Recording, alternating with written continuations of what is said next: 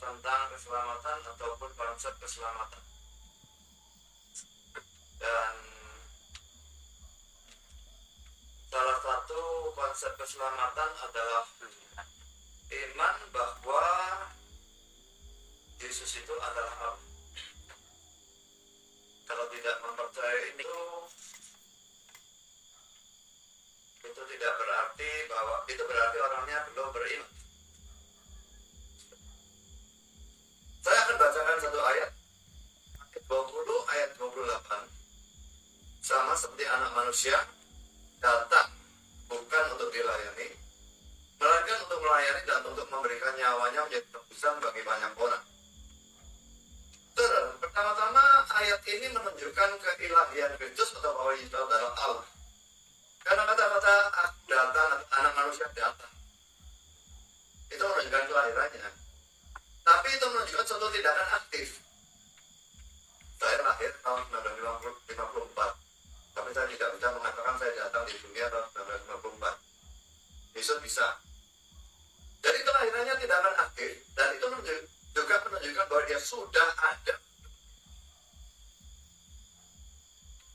Jadi itu salah satu bukti bahwa itu adalah Allah dan harus dipercaya. Lalu sekarang poin pertama saja, Yesus itu menyebut dirinya sebagai anak Allah, dan ini seringkali justru dipakai sebagai dasar mengatakan Yesus bukan Allah. Ya bukti bukan bukti gitu kan. Tapi saya justru menggunakan ini sebagai dasar bahwa Yesus itu adalah Allah. Tadi saya melihat ada kata anak manusia. Anak manusia itu dianggap manusia kan? Dengan anjing. Manusia, anak manusia. Kenapa lalu anak Allah bukan Allah? Jadi saya menggunakan Yohanes 5:18 di sini. Sebab itu orang-orang Yahudi lebih berusaha lagi untuk membunuhnya. Bukan saja karena ia meniadakan hari Sabat, tapi juga karena ia mengatakan bahwa Allah adalah Bapaknya sendiri, dan dengan demikian menyamakan dirinya dengan Allah. Kata-kata menyamakan dirinya sebetulnya terjemahan yang lebih tepat, menyetarakan dirinya dengan Allah. Jadi di sini dengan mengatakan Allah adalah Bapaknya atau dia adalah anak Allah, itu menyetarakan dirinya dengan Allah. Yang kedua, Yesus itu berulang kali disembah dan disebut Allah atau itu Tuhan. Oh ya, saya mengatakan kalau saya menggunakan kata Allah, itu menerjemahkan kata-kata God. Kalau saya menggunakan kata Tuhan, itu menerjemahkan kata bahasa Inggris Lord. Ya. Yesus berulang kali disembah dan disebut Allah atau Tuhan. Saya berikan beberapa contoh. Ini contohnya banyak, tapi saya tidak bisa bacakan semua, nanti waktu saya habis. Pertama, dalam kitab suci warnanya ada mana Yesus disembah. Ini banyak, saya bacakan yang keempat saja. Matius 15 ayat 25. Tapi perempuan itu mendekat dan menyembah dia. Tapi berkata, Tuhan, tolong aku. Disebut Tuhan dan disembah. Yang banyak, saya loncat lagi. Yang nomor 8. Yang 9:38. Katanya, aku percaya Tuhan, tapi Yesus menyembahnya. Jadi, baik Yesus maupun kitab suci tidak pernah menyalahkan orang-orang yang menyembah Yesus.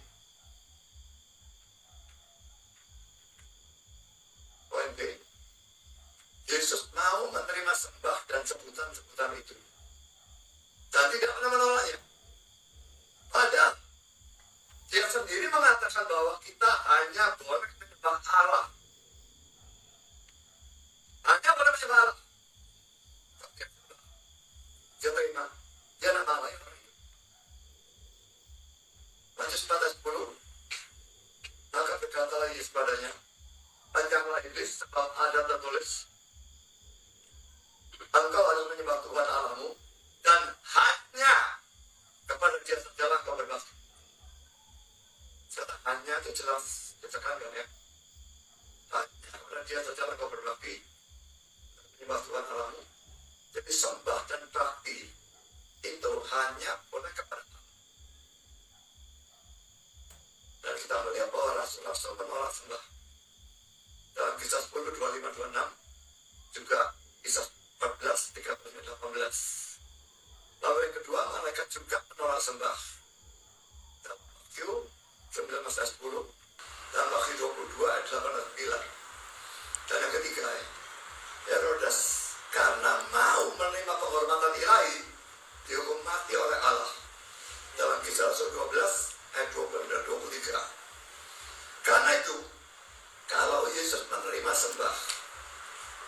cuma ada dua pilihan. Ya tekankan, cuma ada dua pilihan. Atau dia adalah orang yang kurang ajar, atau nabi palsu, atau dia adalah Allah sendiri. Yang mana yang saudara pilih? Ini saya tujukan kepada pendapat Muslim, karena mereka percaya Yesus hanya nabi. Tidak bisa nabi. Dia mengatakan hanya bersembah Allah, dia sembah diterima. Dia orang kurang ajar.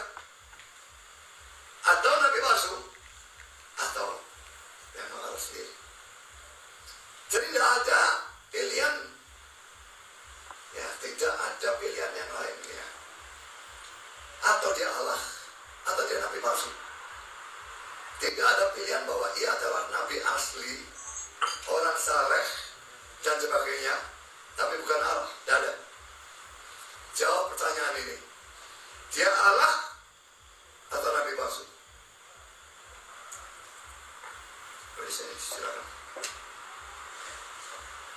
Stop. Oke, stop.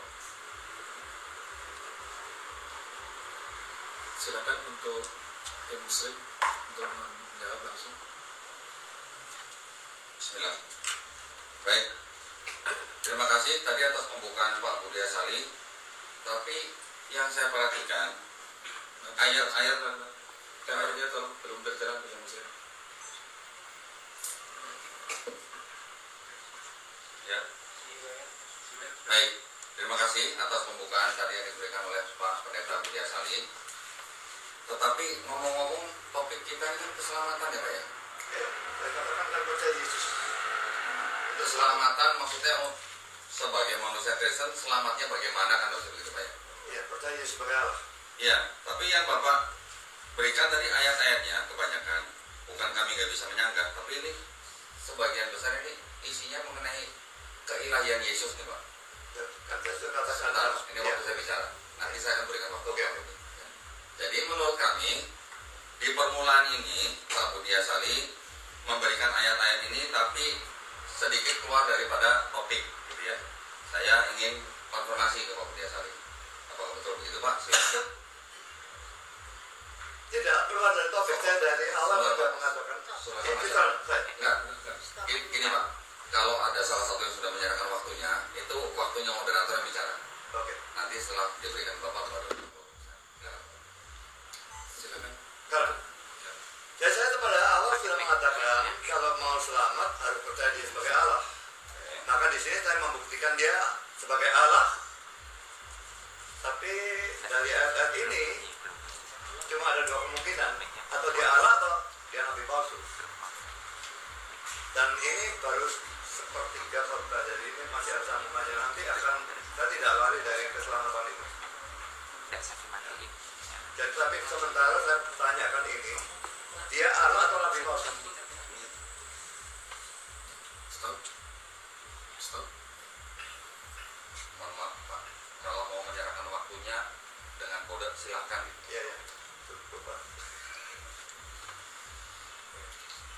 Sekarang silakan dari tim Muslim lanjutkan karena sudah di. Baik, baik. Jadi sekarang ini saya ingin memahami bahwa Pak Pendeta Budi Asali ini ingin menuju ke topik keselamatan dengan memulai membuktikan keilahian Yesus dulu, gitu ya Pak ya? Ya. Oke, baik. Kalau begitu, apakah sekarang saya perlu menyanggah bahwa Yesus itu bukan Allah? Atau kita mau bicara soal keselamatan Pak?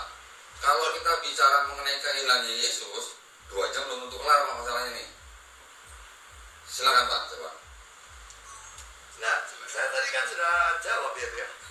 Jadi untuk selamat harus percaya Yesus itu Allah.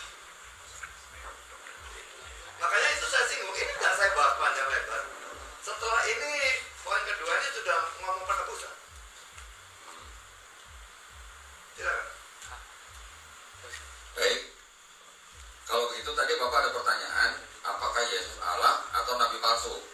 Kalau dari kami, dari tim Muslim, jawabannya sangat mudah Pak. Yesus bukan Allah dan Yesus juga bukan nabi palsu. Tetapi Yesus adalah nabi, utusan Allah yang diutus untuk Bani Israel hanya pada zaman itu. Itu jawaban kami. saya katakan tidak ada pilihan lain. Soalnya dia disembah dan dia terima. Padahal dia mengajarkan hanya boleh menyembah Allah. Kalau dia bukan Allah, dia terima. Dia nabi palsu, dia tidak bisa jadi nabi asli. Atau dia Allah sendiri. Makanya pilihannya cuma dua. Silakan. Baik, kalau begitu saya ingin tanya Pak, kata menyembah yang dipakai di situ kata aslinya apa Pak? Silakan. Yang dilarang yang mana? Yang kata menyembah di situ. Nah, yang ayat yang mana? Bapak kan tadi di Matius 15:25. Silakan. Matius mana? 15:25.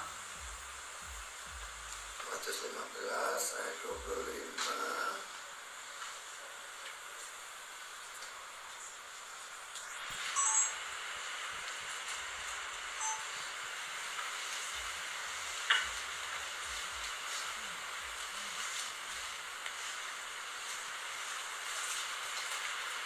Menyembah proskuneo. Proskuneo.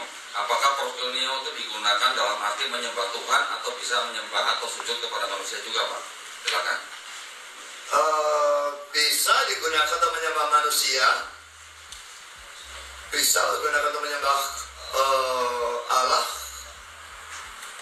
Dalam perjanjian lama memang penyembahan terhadap manusia, malaikat dan sebagainya itu masih ditoleransi. Tapi sejak Yesus mengucapkan Matius 4 ayat 10 yang juga menggunakan kata proskuneo, tidak boleh. Makanya Rasul menolak. Saya sudah berikan ayatnya, kisah 10 dan kisah 14. Malaikat pun menolak, Herodes dihukum mati karena menerima. Jadi kembali pada pertanyaan saya, bagaimana bisa nabi asli? Dia melarang menyembah siapapun kecuali Allah. Dia disembah, diterima. Silakan. Baik. Kalau Bapak menanyakan hanya diberikan kepada dua pilihan, yang pilihannya Bapak yang buat, saya masih bisa berkilah kemana-mana Pak. Tetapi saya ingin memastikan dulu, kalau Bapak bilang tadi proskuneo bisa dipakai untuk menyembah Tuhan Sang Pencipta dan juga untuk hormat kepada manusia, berarti itu belum jaminan langsung bahwa Yesus itu pasti Allah gitu. Pertama. Yang kedua, tadi Bapak mengatakan bahwa di dalam perjanjian lama orang menyembah manusia, ya manusia menyembah manusia dalam arti orang itu sujud kepada manusia, itu banyak sekali ayatnya. Ya. Dan kalau Bapak bilang tadi masih diperbolehkan oleh siapa Pak? Dan yang melarang di perjanjian baru itu jadi siapa Pak? Silakan Pak. Dalam perjanjian lama tidak ditegur. Nyembah orang, nyembah apa dari ditegur. Tapi sejak Yesus mengucapkan kata-kata ini, maka kata-kata hanya, maka tidak boleh lagi.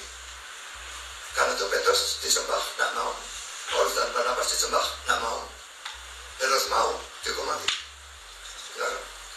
Berarti yang mencabut larangan itu kan bukan Tuhan sendiri Pak, kalau begitu. Yesus. Saya lagi bicara nih Pak sini. Iya, jadi yang melarang itu bukan Allah sendiri atau bukan Bapa sendiri. Sekarang Yesus jelas-jelas mengatakan kepada iblis, kamu harus menyembah dan berbakti hanya kepada Tuhan Allahmu. Sebenarnya ini terjemahan juga terbalik. Harusnya Allah Tuhanmu. Saya punya Bible yang menerjemahkan dengan demikian. Jadi, kenapa kalau begitu iblis tidak menyembah Yesus pada waktu itu? Dilarang Pak.